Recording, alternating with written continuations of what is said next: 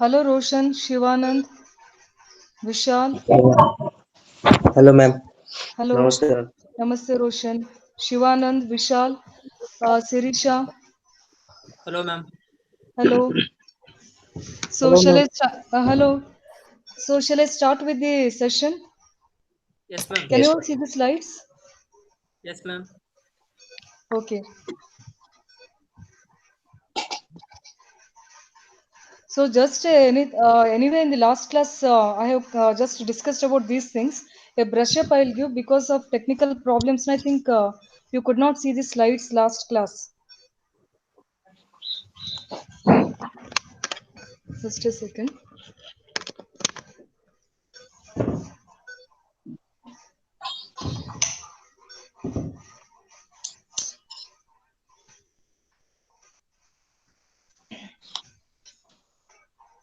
Can you all see the slides, students?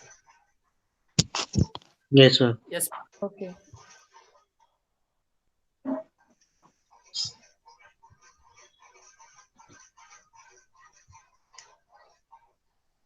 So in the last class itself, I have told you that Baltimore's classification of the viruses. This is very important.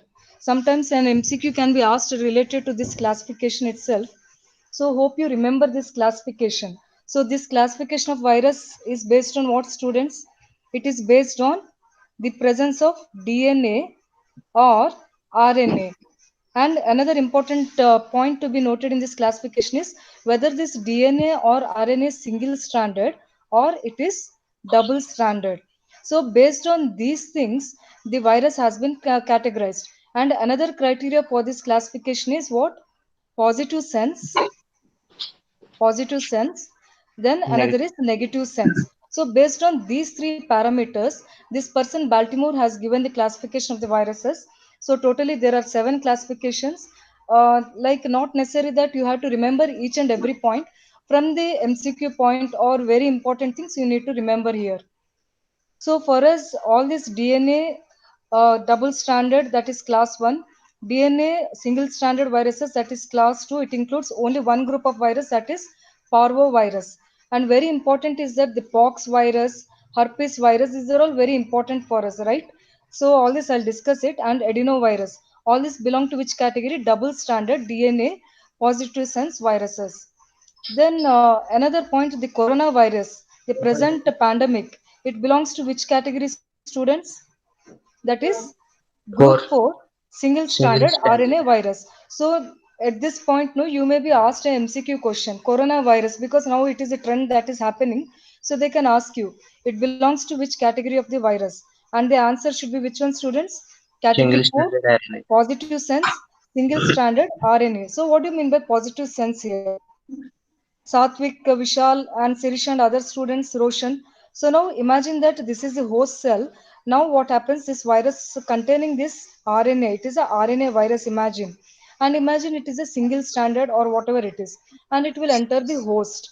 Now what happens in the host? What Positive is sense present? means directly from mRNA to protein directly, and Yes, yes. Now here what happens? This particular RNA of this virus, it cannot be directly converted into what? The viral replication product. It cannot directly get converted and it cannot be recognized by the host ribosomes. Now what happens? It requires certain changes or modifications, so that direct conversion is not possible. So for that it has to undergo sequence of steps. So that's why we call it as what? Negative sense. Negative sense means direct conversion of the RNA into viral replication is not possible, whereas in positive sense this conversion is positive or possible. And very important is that to which category this HIV virus belongs to. HIV virus belongs to which category, students? Group 6, single stranded RNA reverse transcriptase virus, because these are the type of RNA viruses which require the DNA as an intermediate in their life cycle. Example is retrovirus or our HIV causing viruses. Now coming to the rubella, just a brush up of this. So rubella, it is also called as what, students? Sirisha and others. It's also called as German measles German measles. or 3-day measles. It is also called Yes. as 3-day Yes. measles. Why it is called as 3-day measles? because whatever the clinically the rashes, whatever it appears, Rashes appearing. this appears and disappears within how many days? 3 days. So that is Days. what the day when the rash disappears. So based on that, we have termed it as what? 3-day measles. And it is also called as German measles because most of the literature description about this particular entity was given in the Germany, Germany literature. And in examination, they can ask you this particular virus belongs to which family? That is Toga viridae. Toga virus. So, Toga virus. And this Toga virus, again, very important is that all the viruses that belong to Toga virus are what? Arthropod borne. That is, they require some arthropod or like mosquito borne. Just remember this. Anopheles, Culex, or Aedes. So all this like mosquito borne or arthropod borne. So they all the it includes a very huge group of viruses. Among that, Toga viridae is also an example for Arthoviridae. And this Toga virus again broadly categorized into two genuses, two genus. This you have to remember: Alpha virus and Ruby virus. So this you have to remember. In this Alpha virus, so many things are there, and most of these infections they affect the animals or the horses or the cattle. But very important for humans is which one, students? Chikungunya. So remember, so for us we have to stress over here which of the following virus belongs to like alpha viridae. So they may give rubella virus, measles virus, so many things. And for us, from our point of view, the very important is which one, students? It is chikungunya. Yes, are you all clear with this? And Yes. whereas Ruby virus. So in this genus, only one virus is included, and it belongs to like causing human infection, and that is rubella virus. Only one virus is there. So an exception for this Toga viridae, all the Toga viridae viruses, they cause the infection through mosquitoes. Through which one, students? Mosquitoes. Chikungunya or whatever, dengue, everything. All these are what caused by which one, students? Mosquitoes. But whereas only one exception is rubella virus, which is a respiratory mode of spread or droplet route of spread is the what main source of spread of the infection for this rubella virus. This you have to remember.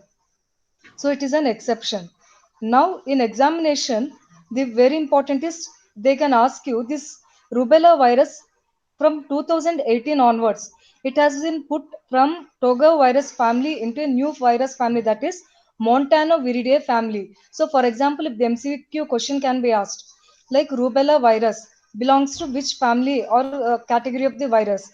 If the option given is which one, Toga viridae or Mantona viridae. So which one will you opt, students?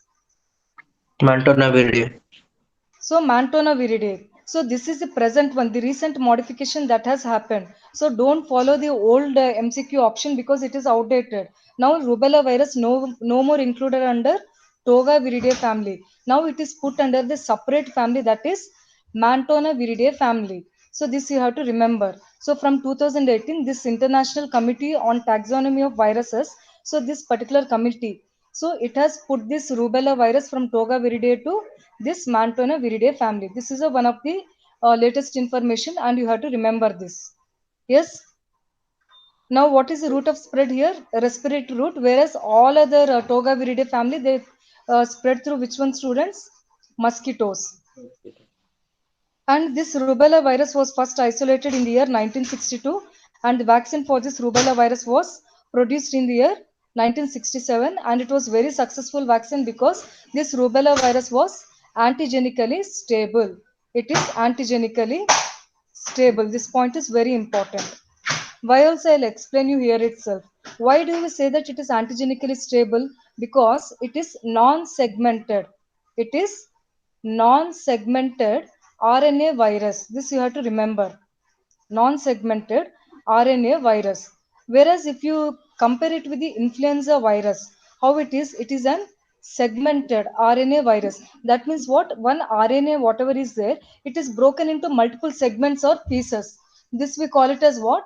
Segmented RNA virus. Now what happens whenever the virus has got so many segments of RNA or DNA, then what happens? The recombination can happen very easily. That is, if the two different RNA segmented containing viruses, If the two RNA segmented RNA containing viruses, when they mix with each other, what happens? A cross combinations can happen, and this can result in what? A new virus that we call it as what? Novel virus. That is why we call it as no novel corona. Have you heard about the term novel coronavirus pandemic? So novel means what? Because of the segmented RNA, the recombination has taken place. So human, for example, human influenza virus and swine or pig influenza virus, so which contain multiple RNA segments, they two mixed, and this mixture has resulted in what? Production of a newer virus, which we call it as novel influenza virus, which we can name it depending on from which origin it has taken place. But whereas in rubella virus, that viral RNA is not in the segmented form. It is a single stranded, non-segmented RNA virus. So whenever we see an what non-segmented any type of DNA or RNA virus, we should assume that it is antigenically stable. Can you all hear me, students? Yes, ma'am. Okay.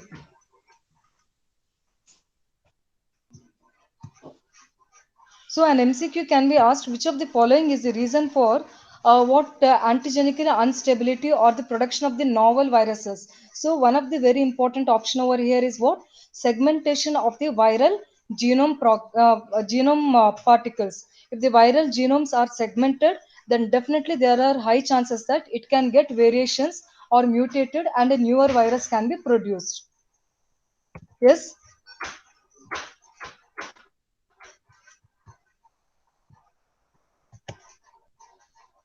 Just a second.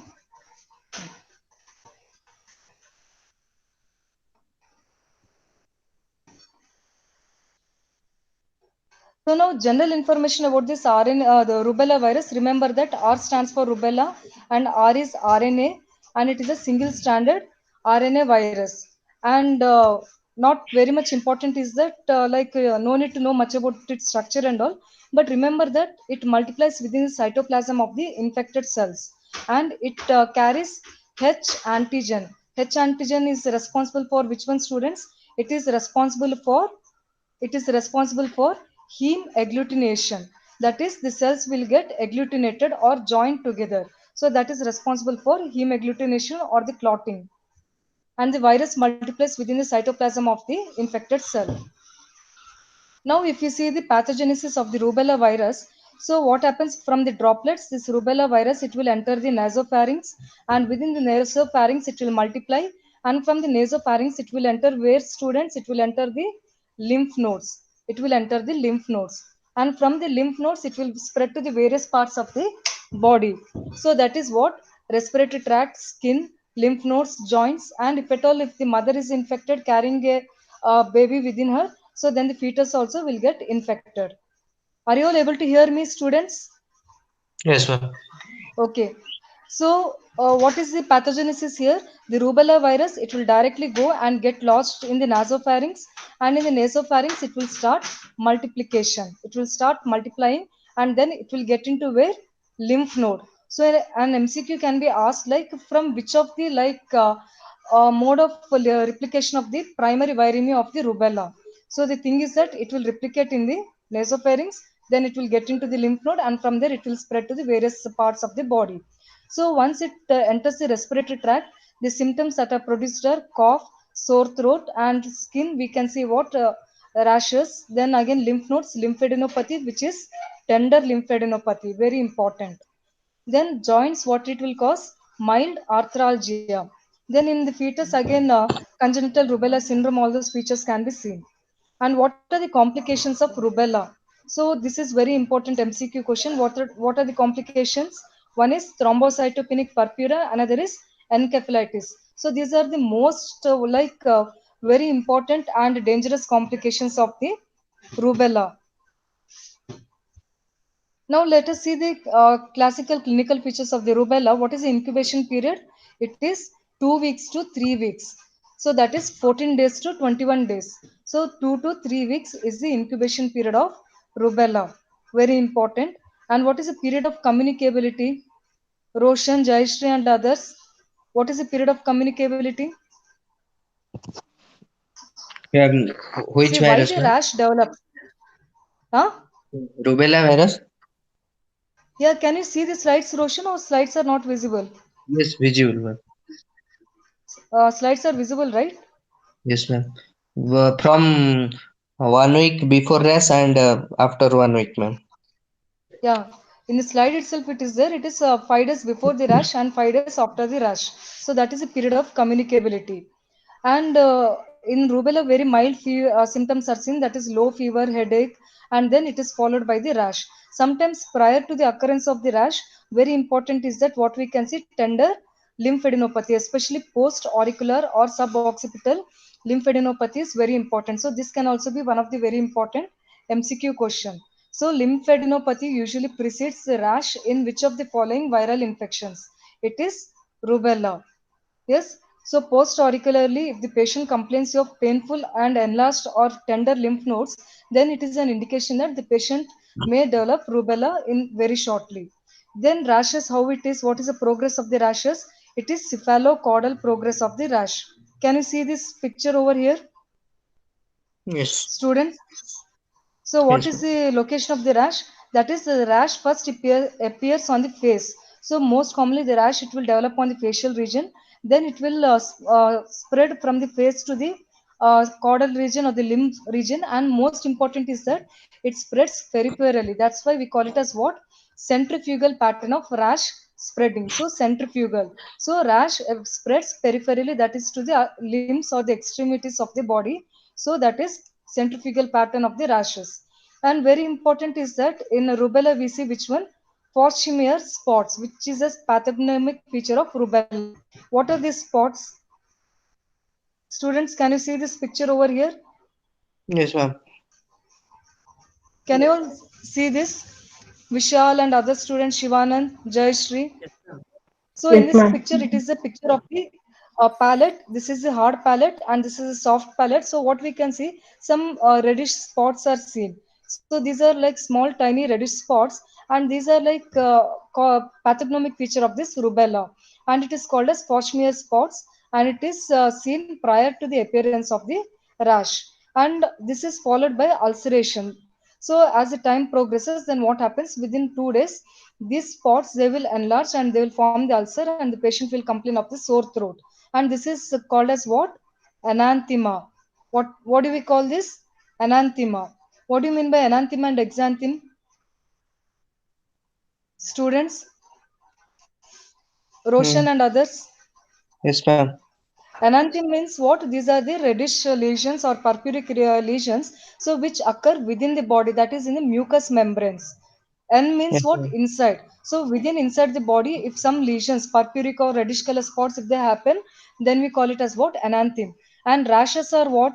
Rashes are what? Exanthem. That is which occur on the skin or the outside of the body. So it is called as what? Exanthem. Yes, ma'am. Yes. Yes, ma'am. Now, after this, very important is the triad of congenital rubella syndrome. It is also called as Greg's triad or the classical triad of the rubella syndrome. Now, here very important is that there are triad means what? Three important features are there. One is congenital heart disease, cataract, and sensorineural deafness. What happens? No, this rubella virus it will get into the fetus or the baby cells, and it will alter the chromosomes. That is, it will interfere with the chromosomes, and it will lead to the formation of what? Defective organs, and it will happen especially in the first trimester of the pregnancy. So the triad of this congenital rubella syndrome is seen mostly in the first trimester of the pregnancy, characterized by congenital heart defects, cataract, sensorineural deafness. And apart from this, if the baby also shows growth retardation, rashes, hepatosplenomegaly, jaundice, meningoencephalitis, and with this other CNS defects with mental retardation, then we call it as what? Expanded rubella syndrome. It is also called as what, students? Expanded rubella syndrome. Rubella So syndrome. what expanded rubella syndrome it includes other than these three, it includes growth retardation, mental retardation, rash, hepatosplenomegaly, very important, jaundice. So these are all the classical features of expanded rubella syndrome. In examination they can ask you which of the following are the features of expanded rubella syndrome, so that you have to like Opt for hepatosplenomegaly or mental retardation or growth retardation. These are the classic features of ERS. Then what is this? Blueberry muffin rash. Along with all this hepatosplenomegaly and all, can you see all these purpuric spots over here? Can you all see these students? These are all extramedullary subcutaneous bleeding sites. Can you all see this? Yes, ma'am. So how does it look actually over here? This is a muffin, and in this muffin, it is something like it looks this color. So exactly like this muffin, the eatable item, the baby's body also will be presenting this peculiar pattern, which we call it as what? Blueberry muffin rash. So this is a characteristic feature of which one, students? Expanded Rubella. congenital rubella syndrome. So you have to remember this. In expanded congenital rubella syndrome, along with all these features, even this subcutaneous purpuric symptoms can also be seen. I think all these MCQs I have discussed in the previous Yes, class. ma'am. Uh, so should I discuss or should I go ahead with the other things? Go ahead, ma'am. Other. Okay. So very important is risk of damage of the fetus by the maternal rubella is maximum if the mother gets infected in. So always remember that it is within the first trimester. So here the as much as the earliest is the mother is infected, the most are the more dangerous complications for the baby or the fetus. That is 6 to 12 weeks is the answer. Now this table it shows that at which stages of the gestation, if the mother is infected, maximum risk is there. So less than 11 weeks, then maximum risk to the fetus is more. That is 90% is highest at the 11 weeks. And as the mother progresses to her advanced gestation period, that is 27 to 36 weeks, lesser chance of damage to the fetus. So if the question is asked, which of the following trimester causes most disaster to the baby, that is first trimester. Second trimester, if the mother is infected with rubella, then baby can develop which one, students? Only deafness, very important. And third trimester, if the mother is infected, then not much any serious complications can happen. Why first trimester lot of damages can happen? Because of Organogenesis. because of the organogenesis. Then next is serological test for congenital rubella syndrome. So this is also very important MCQ question. So if the baby is born, then if you have taken the baby's blood sample for the testing of the rubella antibodies, and if you find IgM antibodies in the baby, it is a diagnostic for congenital rubella syndrome. So a newborn, if it shows IgM rubella antibodies, it is a diagnostic thing because what happens, the IgM antibodies, it cannot cross the placenta and it cannot enter the baby. So that entry is not possible. But if the newborn, it itself has developed its own IgM antibodies, it indicates means the fetus itself has started protecting itself by producing its own IgM. So if it is present, then it is a pakka or diagnostic of this rubella, congenital rubella syndrome. If IgG antibodies are present more than 6 months after the birth, then it is also confirmatory for what? Congenital rubella syndrome. So related to this, an MCQ has been asked. All of the following statements are true about congenital rubella syndrome except. So can you all answer this? It is diagnosed when infant has IgM antibodies at birth. It is correct, right? Students, can you all answer this? Yes, ma'am. Then after that, it is diagnosed when IgG antibodies persist more than 6 months. It is also correct. And most common congenital defects are Fourth deafness, one. cardiac malformation, cataract. This. So Fourth fourth one one. is what? Infection of the sixth. So this is wrong actually. So according to the given question, you need to opt for this fourth one. Next, rubella is caused by which one? It is caused by orthomyxovirus, paramyxovirus, toga virus, or arbovirus. Which one? Rotavirus. Toga. Toga virus. But now, at present, in your NEET MCQ paper or FMG paper, instead of toga, if there is another option that is Maternal. Mantolin. mantoga Maternal. virus, then please opt for this particular thing because now the rubella has been taken out from this toga virus family and it has been put into this new family. Next, congenital rubella syndrome include all except. So So we know already that the baby born with congenital rubella will have cataract, then ventricular septal defect, that is a congenital heart disease, then sensoroneural deafness, and this is the exception, intracerebral hemorrhage. So the answer you need to opt here is 3. Next, rubella features include all except. So very important is that I already told you. So prior to the appearance of the rash, the person who is infected may complain of tender lymph nodes. It is one of the Lymph classical nodes. feature.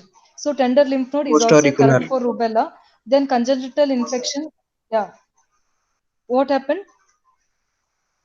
Which is the answer for this? So here the option correct is Incubation period incubation less period than less 10 than days. 10 days. So we know that the rubella infection. Yeah, this is wrong because it has a little bit longer incubation period, that is 14 to 21 14 to 21 days. Or simply you can say 2 to 3 weeks. weeks. Next. So the measles and rubella virus, this I will discuss it later. Now Koplik spots are seen in which of the things? It is seen in the prodromal phase of the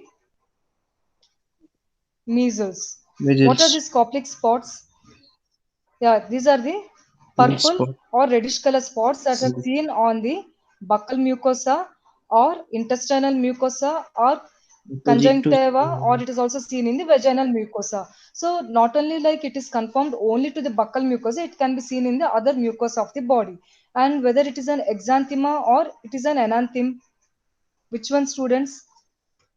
enantioma. Students, enanthema, because it is happening within the body. So these are the some reddish color spots that are seen within the mucous membrane. So definitely it is an enanthema, and it is seen prior to rash. So before rash, these particular spots are seen in the buccal mucosa, especially opposite to the lower third molars. If it is an oral cavity on the buccal mucosa, this is a molar teeth.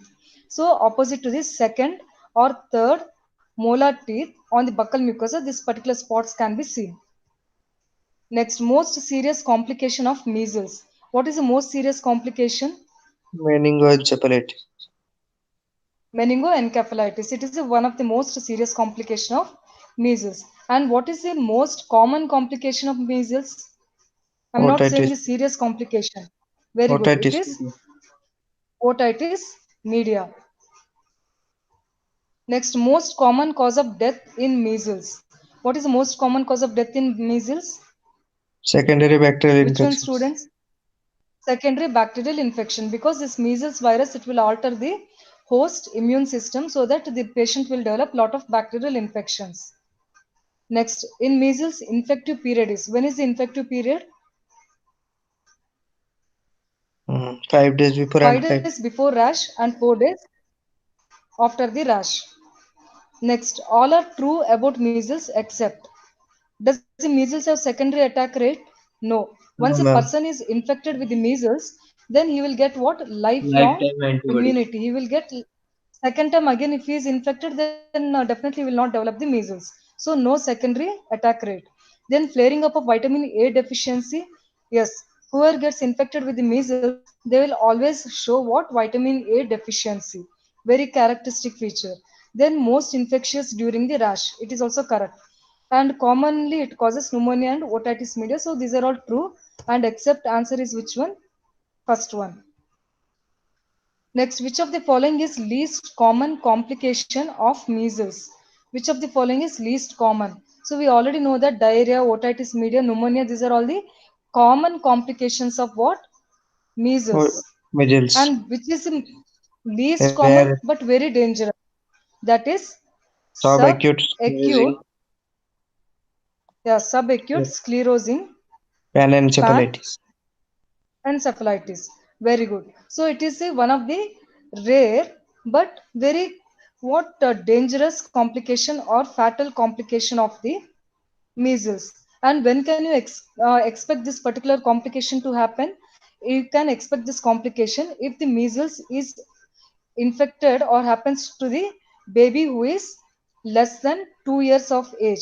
So if the baby of less than 2 years of age, if it is infected with the measles, then most probably after 7 to 10 years, that is after a long term or chronic period of time, then this baby may develop this particular SSP. So slowly the baby shows all the signs of the neurological complications and it will land up into death. So the question is asked least common, rare, or one of the least common dangerous or fatal complication of measles. Always it is SSP. Next, true about measles rash. So measles rash very important is that can it be seen along with Koptic spots? No. Then No. 1 to 2 days before the Koptic spots? No. Next 1 to 2 days after After. Koptic spots? Yes. Always remember that Koptic spots are seen first.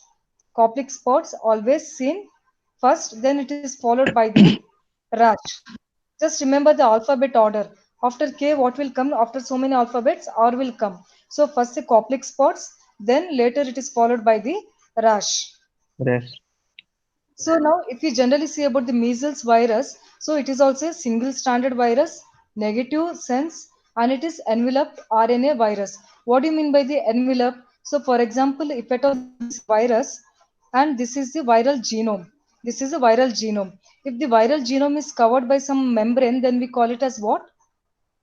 Capsid. It is called as what? Capsid. Now, if this entire thing is covered by one more layer, then we call it as what? Envelope. Do you all agree with this? Yes, ma'am. Students, can you all hear me? Yes, ma'am. Student, Yes, yeah. yes, ma'am.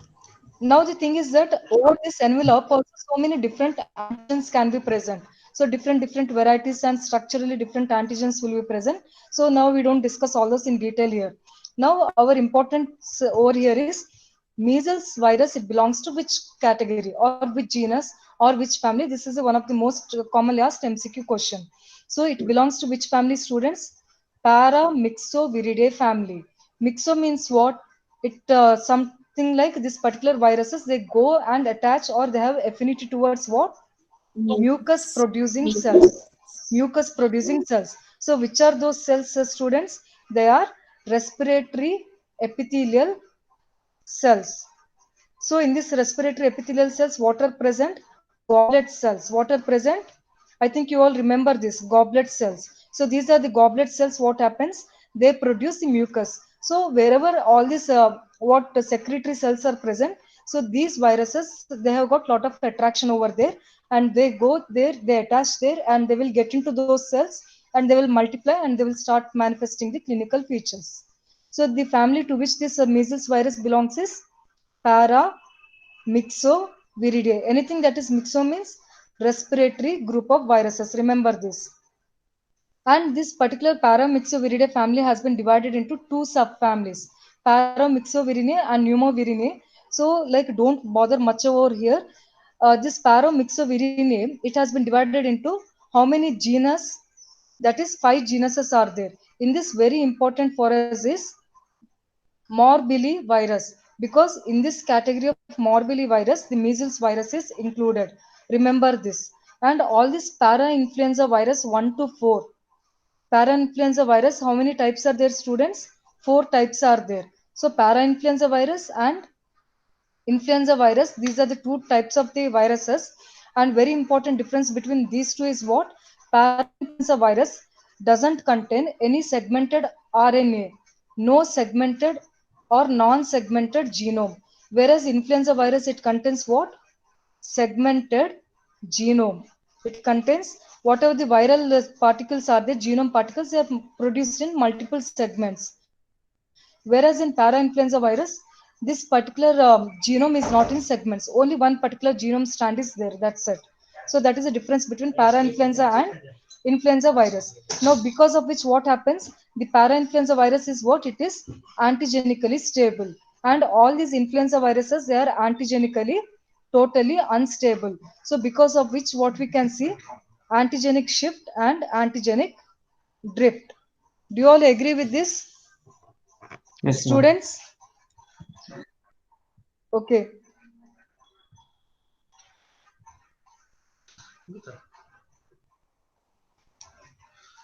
So the points which we have to remember is the measles virus, M for measles, M for which one? Morbillivirus. So this is one of the very important MCQ question. Measles virus belongs to which genus? It is Measles morbilli. So don't break your head. If at all this is not given, if they directly ask you the family, then look at for Mixo. If at all any Mixo means, Paramyxo means it is measles only. Then mumps virus, it also belongs to which family? Paramyxo family, and it belongs to genus rubella virus. And sorry, next is Henipavirus. So Henipavirus, it is the genus of the viruses under which the Nipah virus. So very important. So this is one of the current emerging diseases. So the Nipah virus belongs to which one, students? It belongs to Henipavirus genus. So even it can be also an MCQ question. And rest, don't worry. And another, again, if you remember this pneumovirinae, so this is a subfamily of this paramyxovirinae. Here, which you have to remember is respiratory syncytial virus. Respiratory syncytial virus, only this one you have to remember. Rest, don't think anything about it. So what all we have to remember here? The measles virus belongs to morbillivirus. This mumps virus, it belongs to which one? Rubella virus. And Nipah virus, it belongs to Henipa virus. This one you have to remember this. Next, measles virus, if you see, it contains non-segmented RNA, and very important is that this measles virus, it lacks two types of antigens, that is neuraminidase and heme agglutinin antigens. So these are the two antigens which are missing in this measles virus. Otherwise, these are the two antigens which is present in parainfluenza virus, because they can ask this MCQ question also. But this particular antigen is absent, both are absent in respiratory syncytial virus, RSV virus.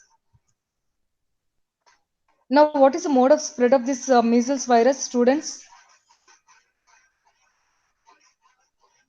Roshan and others, Jayashri, Ma'am, Siricha. Respiratory droplets, ma'am. So it is basically because of the droplet infection. So whatever in the droplets, if this measles virus is present, so in the droplets, this virus can survive up to how many hours? 2 hours, 2 hours. and it is highly contagious. That means what? If the virus is there, nearly 90% of the people who are surrounding these droplets, they can get infected with this measles virus. And now very important MCQ question is, this measles virus, again it will enter the respiratory epithelial cells, and it has got affinity towards which receptors? PVRL receptors that are present on the respiratory epithelial cells, and it also attaches to the signaling lymphocytic activation molecule, or SLAM or CD150 receptors, which are found on B and T cells. Very important in one of the AIMS entrance examination, this particular receptors related to receptor related question has been asked. Just remember this. So what are the receptors for the measles virus? Students, can you tell me? So which of the following is a receptor for measles virus? So what are the receptors? PVRL4 receptor. Another Okay. one is which one? SLAM, Ma'am, SLAM or CD CD150. So where are 150. these CD150 receptors in? It is seen on the antigen presenting cells, that is B or T cells. So this you have to remember. So PVRL receptors are present on the respiratory epithelial cells, and whereas the SLAM receptors for measles virus, it is present on T or B cells. Very important thing. Next, in the measles, what is the incubation period? It is 10 to 10 to 14 14. days. 14 days. Then what is a prodromal period? So prodromal period means what? Remember, any viral diseases, always they are preceded by what? Before the clinical proper manifestation, they are preceded by prodromal phase. All viral infections will have prodromal phase. In this prodromal phase, what you can see? Headache, fever, all these are the classical features of the prodromal phase. Whereas in measles, what we can see? Roshan, what we can see? Staph Three, coryza. Students, that is 3C. cough, conjunctivitis, and coryza. What is coryza? That is stuffy nose. Do you all Yes, agree ma'am. with this? Stuffy nose. So nasal blockade, something heaviness in the nose, the patient will complain of. Then simultaneously, this prodromal phase, it will last for how many days? 3 days. And on Days. the third day, yeah, 2 to 3 days. And on the third day, what will be there?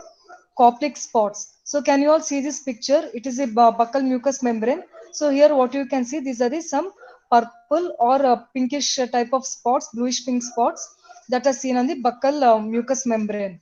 So, and these spots are seen prior to the appearance of the rash, and they are seen on which day, students? They are Third seen day. on third day of the measles, and they disappear within 24 hours. They disappear within 24 hours. Once they disappear, then what will happen? Rash will appear. Rash will appear. And this Koplik spot is a pathognomic feature of which one? It is a pathognomic feature of Measles. measles. Then what is another pathognomic feature of this measles? Warthin Students, Pinglet can you tell me cancer. what Warthin Pinclades giant cells. So, what are these giant cells? They are the large multinucleated cells, and it is one of the characteristic feature of this measles. Why it happens is giant cells. If you remember the viral structure measles virus, it has got one special type of antigen that is called as F antigen, that is fusion antigen. That is fusion antigen. So, because of this, what happens? It will enter the cell, all those things. Then it also helps in fusion of the host cells. So because of fusion of the various host cells, it will lead to the formation of a multinucleated giant cells. So usually most of this Paromyxoviridae group of viruses, they result in the formation of what? Giant cells. So it is also one of the histopathological pathognomic feature of which one?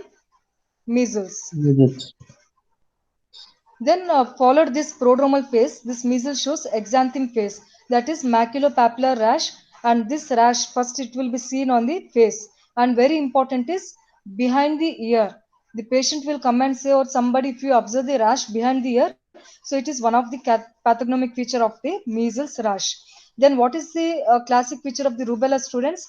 Behind the ear, what you can see? Lymphadenopathy.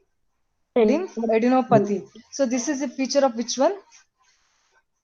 Rubella. Rubella. Yes. Post auricular. Whereas in the measles, behind the ear you can see what? Rash. And what is the other name for this measles? Rubiola. Students? Rubiola. Rubiola. Whereas rubiola. Yes, you have to remember sometimes MCQ can be asked related to rubella or rubiola. Then after the exanthem phase, what happens? Recovery phase, it will last for 10 to 14 days. So during this recovery phase, all these rashes, everything, it will disappear, and some brownish color spots, it will be seen. Later, it will also get faded off. Then in the recovery phase, what will be seen? Like the patient may show persistent cough. Then very important is what is a contagious period or period of communicability. That is 4 days before the rash, that is whenever the Koplik spots appear. So during that time until 4 days after the rash, the patient is highly contagious. Next, what are the most common complications of measles? It is otitis media, and most common cause of death, it is pneumonia or secondary bacterial infection. And what is the rare, serious, or the late complication of measles, students? It is subacute sclerosing panencephalitis. Now we will come to the next group of the communicable disease, that is what, students? It is pox virus. So in this pox virus, they are the largest group of virus, and these viruses are larger in size. Why do we say larger in size? Because they can be seen even under light microscope. So, and these are what? Double stranded DNA viruses. These are what? Double stranded. If you see the viral particles over here, genetic particles, how they are? They are what? Pox viruses are double stranded DNA virus. So now you only tell me, it belongs to Baltimore classification, class 1, or which class? Jayashree, Roshan, Sirisha, others. Ma'am? Pox This virus. pox virus belongs to which class? Pox virus first, ma'am. It belongs to Baltimore classification, class 1.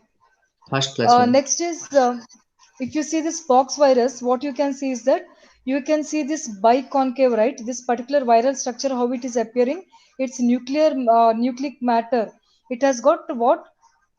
Dumbbell shaped, or like a biconvex shaped, something like dumbbell shaped, a nucleic acid core. It is that particular shape you can see. On either side of this, you can see something that is called as lateral bodies. So this is the structure of the pox virus. And this pox virus, no, it again for us very important is that this orthopox virus. This is the genus of this pox virus family, and under this variola major and variola minor, variola major and variola minor. So these are the two groups which we are supposed to be concerned with, and vaccinia virus and cowpox, monkeypox, and camelpox. So these are the different groups of viruses which are important for the humans, and rest don't worry. Now, one of the very important MCQ question is, once it has been asked, like related to the Rao's classification of the smallpox. So the infection or the disease that is caused by the pox virus, that is smallpox virus, is which one, students? That is smallpox, and it is caused by which one? What is the name of the virus? Variola. Students, Yes, ma'am. students. So it is caused by which one? Variola Major. major. Smallpox is caused by variola major. And what about the variola minor? It causes which one? What is the name of that? Genie. Mm. So you all people go to your textbooks and you only find out and tell me in the next session. So very important is that the smallpox is completely eradicated from this world on which day, students? On 1978. May 8th, 19, 70. no, 78. 78 or 1980.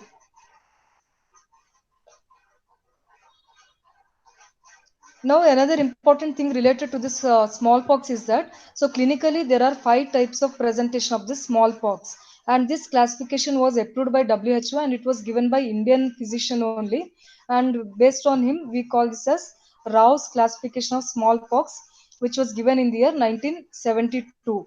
According to this, 5 types are there, and one is the ordinary or the classical smallpox, and it is the most common and case fatality. That means what? If the person is infected with this ordinary or classical smallpox, so what is the death rate? It is 30% people will be killed.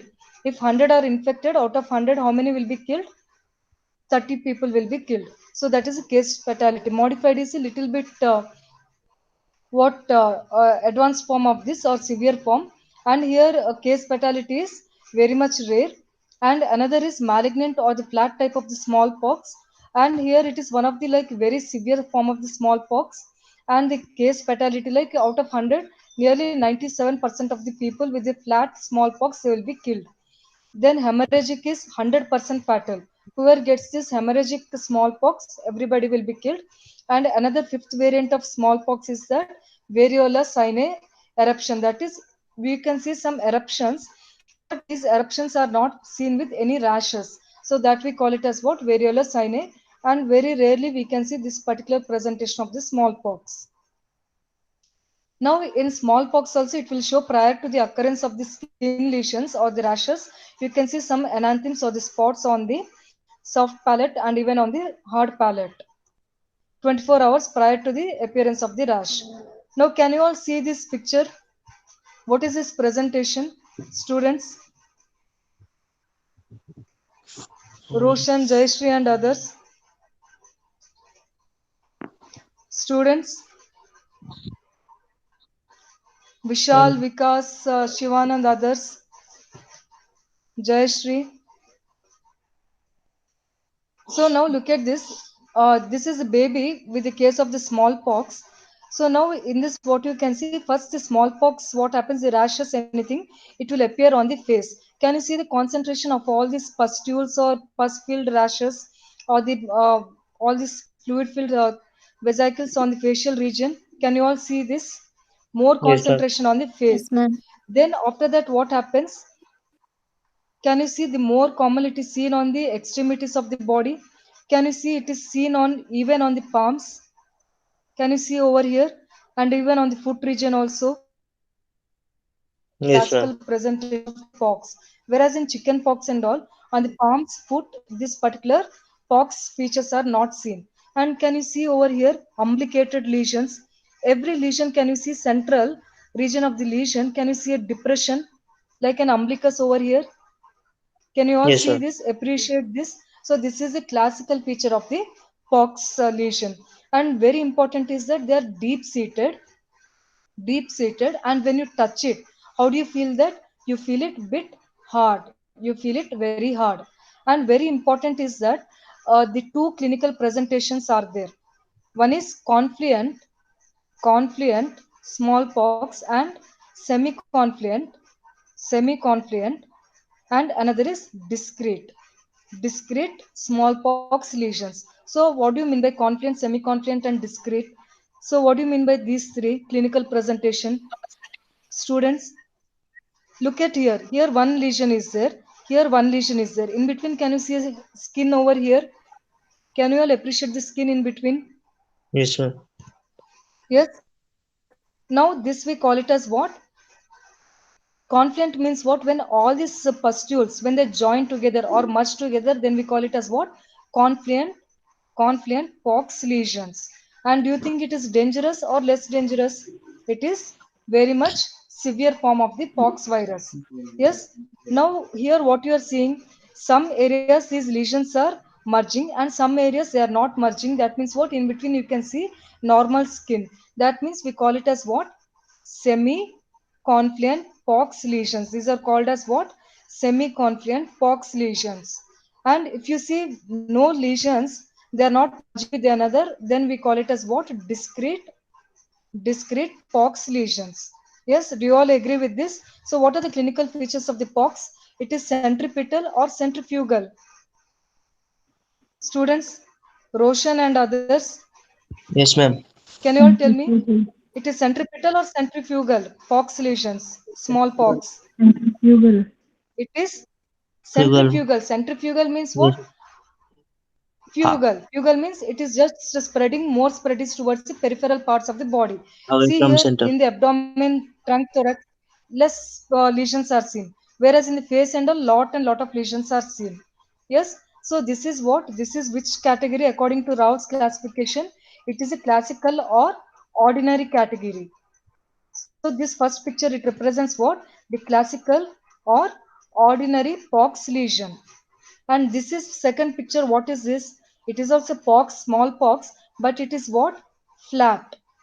It is, can you see the lesions? They are not that much raised, but they are present all over the body, and it is a flat smallpox lesion. And this particular thing is very much fatal. Flat, F for flat and F for fatal. It is highly fatal. Now, can you see this particular third picture? What you can see? Everywhere there is a hemorrhage. Can you see the bleeding spots over here? Yes, ma'am. From the eyes, conjunctiva, everywhere bleeding is there. So it is 100% fatality. There is no chance that the person can survive. So these are the different clinical presentations of the small pox. So if you see this classical presentation, chance of survival are high. Whereas if you see rest of the other presentations, then chance of survival is question mark. That means fatality is high. So in examination, some picture-based MCQ can be given and asked for you. If you see classically all these umbilicated depression type of lesions, then you can see it is a smallpox. Look at the feet and the palm area. If the lesions are present, straightforwardly you can say that it is smallpox. Yes. So according to Mhm. Rao's classification, how many types are there, students? Smallpox, five types. Yes. Now coming to the vaccination for the smallpox. So what is this first picture it is indicating?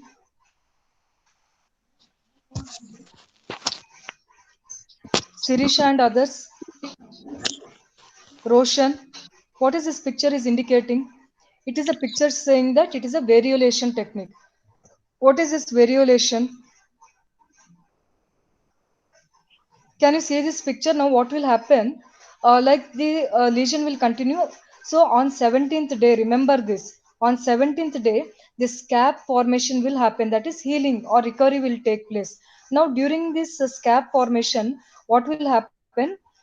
during the scab period or the scab formation or the recovery period, the earlier Chinese during the somewhere during 15th or 17th century, what happened? The Chinese, they took the or they scraped the lesions of the smallpox, uh, especially from the scabs. Then they took those scabs and they just pushed those scabs and infected it into the healthy person, assuming that this person will develop a milder form of the pox, but the person will develop a lifelong immunity. This was the concept.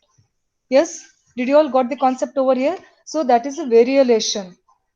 So what is variolation? Variolation is nothing but directly the smallpox lesion, especially the scabs, they are taken and they are injected into the healthy individual. So where they are injected, especially into the nostrils, where they are injected into the nostrils. So the person, he will take a long stick, and in the one end of the stick there will be scabs of the smallpox, and it will be other end doctor will blow it, so that within the nostrils it will go and it will enter the respiratory route and it will multiply, and this is assumed that it will provide a or it will stimulate the host to produce the immunity against the smallpox, and this is called as what?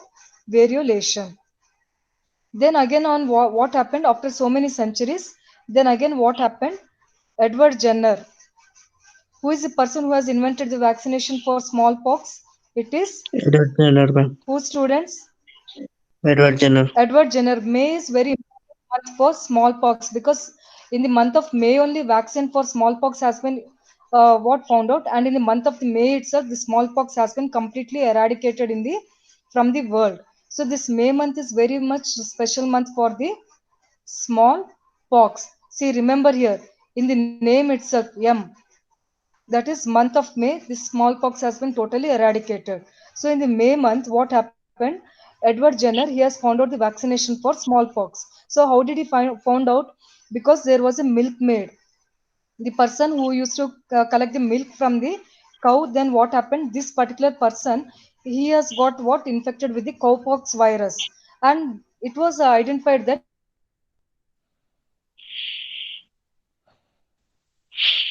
smallpox virus, they were immune to the smallpox virus. Now based on this concept, Edward Jenner, what did he do? He injected this cowpox virus into the healthy individuals, and these healthy individuals, they developed what? Immunity towards which one? Immunity towards smallpox. So healthy individuals, they were infected or they were induced with the smallpox, that is cowpox virus, and this cowpox virus provided the immunity towards which one? Smallpox virus. So the first virus, how did they produce? That we call it as a dry wax vaccine for the, what is a virus for the smallpox? Vaccination for the smallpox, that is dry wax vaccine. This name you have to remember. Why I'm telling all this? Because nowadays nobody knows this particular smallpox vaccine, and it is not at all there in the world also. And if at all there is an outbreak, people should be ready to use this vaccination. So the dry wax vaccine is nothing but lyophilized or the dry or freeze dried vaccine. So how it is produced? It is produced using the calf limb. That is, cough is there. So from the cough or from the cow, this vaccine is produced. So from the cough limbs, the cowpox virus is extracted and it is freeze dried, and then it is mixed with the diluent. So what is the diluent used for this smallpox vaccine? Roshan and others, what is the diluent used here? It is glycerol. 60 to 80% glycerol is used as a diluent for this smallpox, and it is given how it is percutaneous inoculation. What is the dose? 2.5 microliters. Now, can you all see this? What is this needle? Students, what is this? Now, can you all tell me?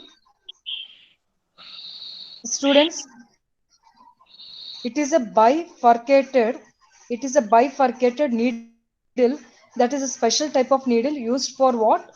Injection of the smallpox vaccine. So it is like once you mix the smallpox vaccine. Can you just switch off your microphone, one of you?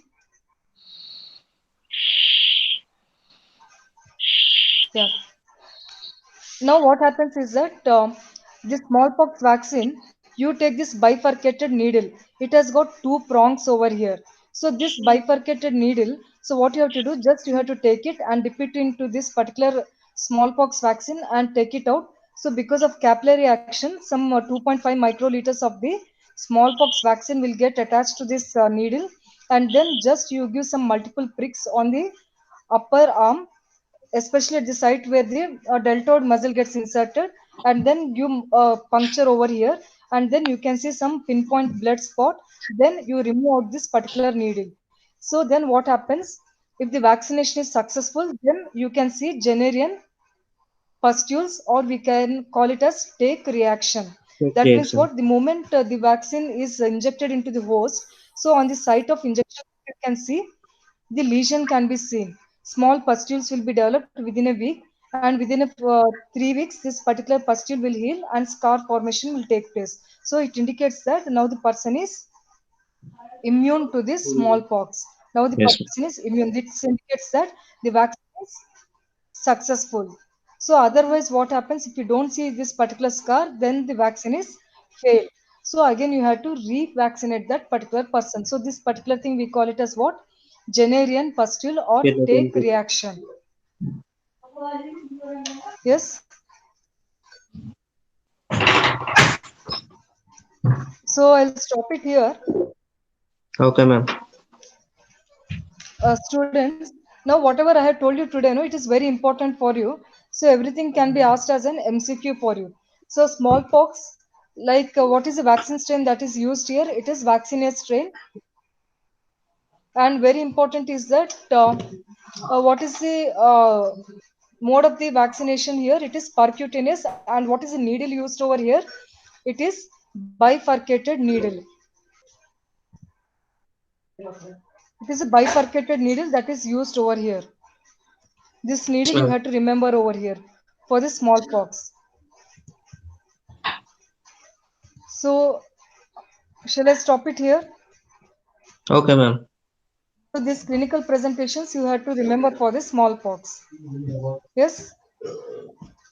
Any doubts or else things will continue it, in the next session. Thank you, ma'am. So, we all covered which one rubella, and then we have covered with which one measles, then we have covered with which one smallpox. Smallpox. Yes? Okay. Yes, So, ma'am. we'll all meet in the next session. Okay. Okay, ma'am.